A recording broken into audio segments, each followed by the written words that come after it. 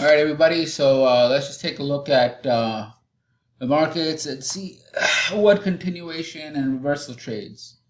So I've already mentioned just two types of trades. One is the continuation trade, and the other is the reversal trade. For both, you need trend. All right. So let me just explain that one more time. So it's really a matter of just having setups and what is it that you trade. So some folks will trade support and resistance, others will trade springs and upthrusts, others will trade mean reversion or selling overbought, buying oversold, etc., etc.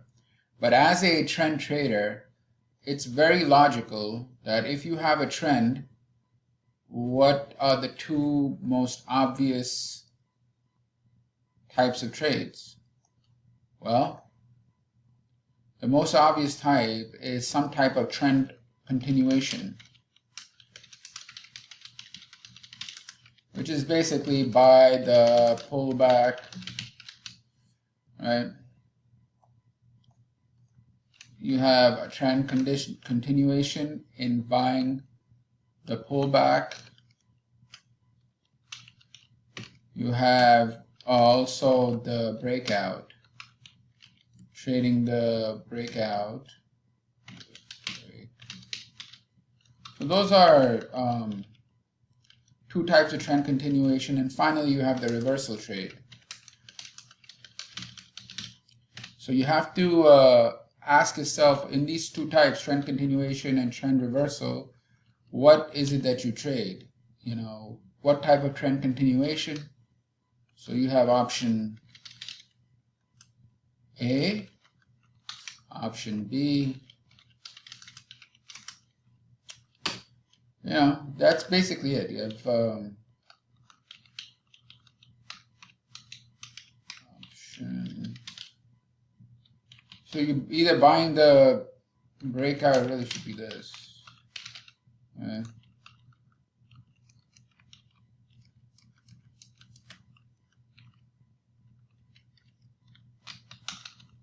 So in trend continuations, when you're trading with trend, you can either buying the breakouts or you're buying the pullbacks. And how you buy the pullbacks is a myriad of different ways. You can do it based on a pullback to an average. You can do it based on diversions when it's pulling back. You have momentum diversions. You could do it based off of a spring. You could do it based off of a price pattern. There's so many ways. You could do it based off of candle patterns. You could do it based off of volume exhaustion on the pullback, etc. It's like never ending. But the bottom line is it's just a trend continuation trade. And then there's a trend reversal trade. So this is the way you trade trends. There's only two types. Either you're continuing with the trend or you're trading the reversal. So however you do it, you have to become an expert in it. So if you're going to do breakouts, you have to become an expert in understanding, breakouts. For example, if I were to do breakout trades, right, this is what I would not do.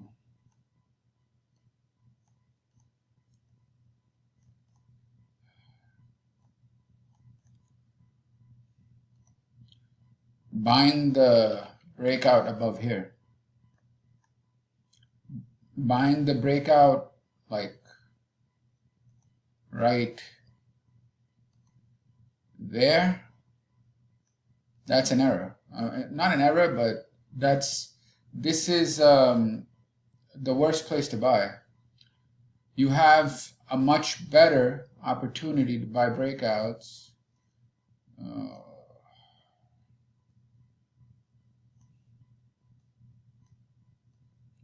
on lower time frames. They will break out here.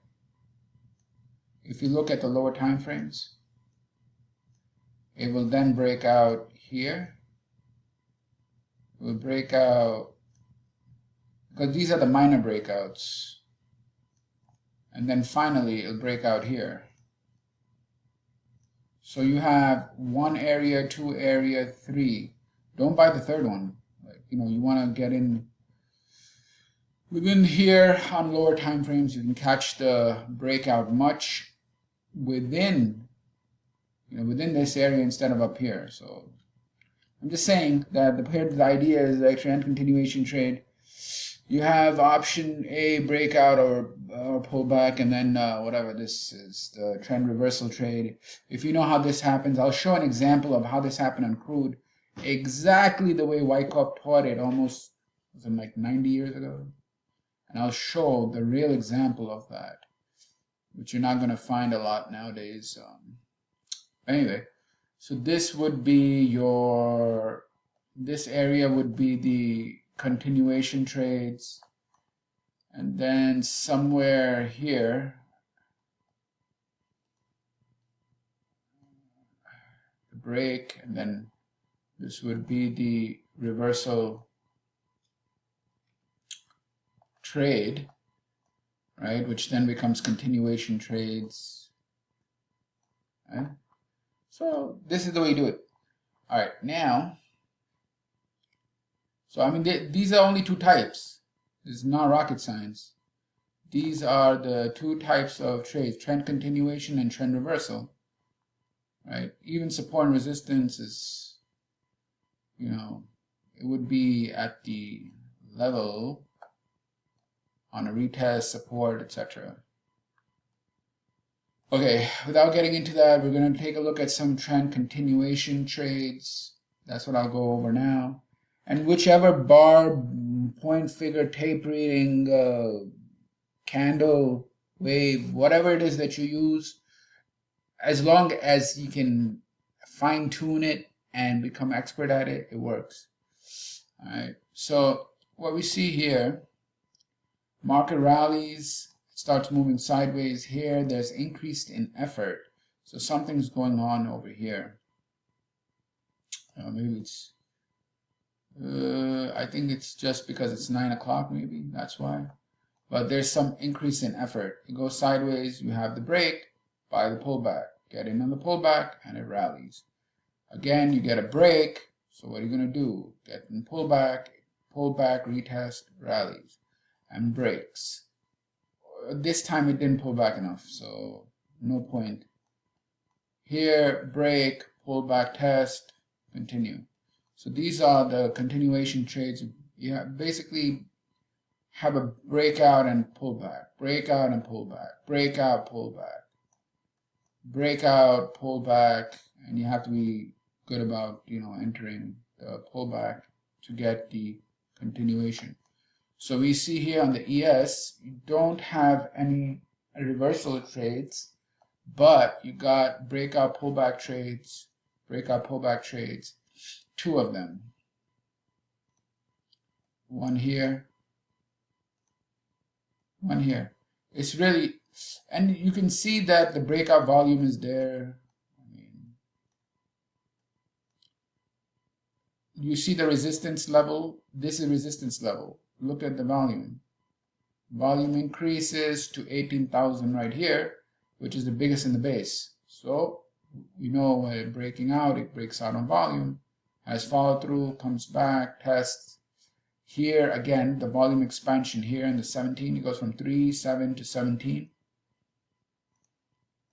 to 42, and has followed through. You know, got to get in on the test, and it offers the test right here, and goes.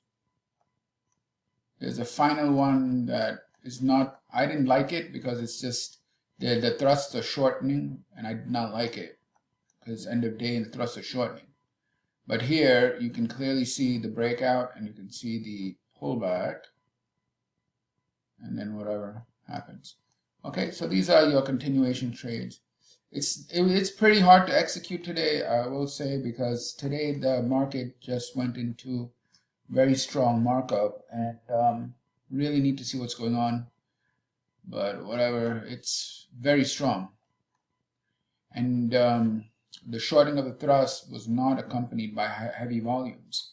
So they're probing the highs and buying the pullbacks when breakout buyers are not there. Probe the highs, come back, pullback buyers are there. Probe the highs, you know, volume, breakout buyers, not a lot of breakout buyers, but the pullback buyers keep buying. So it's gonna, even though shortening the thrust, when it comes back, see what happened.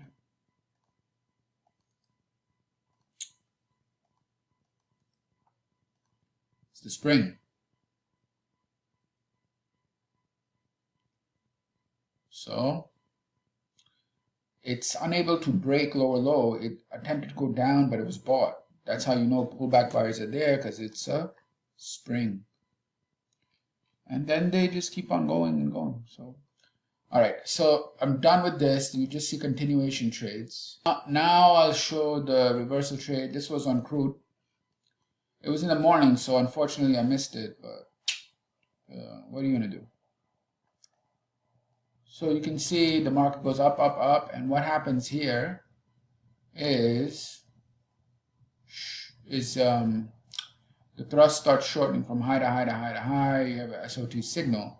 SOT doesn't mean anything. I know folks, they teach SOT on trends and all that. SOT is garbage. Without selling, without pressure right after it.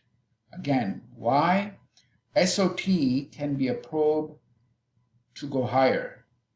It can, just like an upthrust can be a probe, SOT is the same thing. It's probing to go higher, just like a spring could not be a spring. It could be a probe to go lower. So these are probes against highs and lows to see what's up there in order to go higher, or spring to go lower instead of, coming back into the range. So in this case, it probed the high, and that's where selling came. So this selling, without this selling, SOT is not an SOT. It's not bearish. So you have to piecemeal the information. Anyway, so now you have the change of behavior with this high volume, which is 2.68 times the normal volume. And they basically means they excuse me, they found supply up there. Oh, I had the hiccup, sorry. And then look at that. Tap, perfect. Right there. There's the distribution area where they found supply. Boom, retest, exact, and breakdown. So this is called the reversal trade. Why? Because it's where the trend turns or the trend reverses. All right, now, I don't know. I didn't even see the continuation trades clearly, so I can't really say anything. I don't know. Yeah, after that, after that, it reversed again. I didn't realize the amount of volume that came in. But if you see here, the 17,000, that is 5 times the normal up volume. It's beginning of the day, but it's 9 o'clock, but still it's 5 times the volume. And before that, it was 5 times the down volume, which was climactic, and then got bought up, made the higher high, and then just went that way. All right, now let's take a look at gold, and we'll be done for the. So gold, in the morning, it just went crazy. Nothing really to say. There was one opportunity here. First, there was some lack of demand, pulled back tests, and then it just broke out. So, if it breaks out, it breaks out. I explained that these are continuation trades. So they pull back, they test, and it just made that higher high. So it was just a very small move, It was like, this was the break. So very forceful break and come back to test in this area and creating the little swing, higher high. Other than that, I don't really see any other trades. Well, here you had a change of behavior as indicated by the high volume, with the 5 times the normal volume, but again, it's the middle of the day, so after that, it just went crazy and offered that pullback. remember, these continuation trades, they're very normal. Anybody can get in.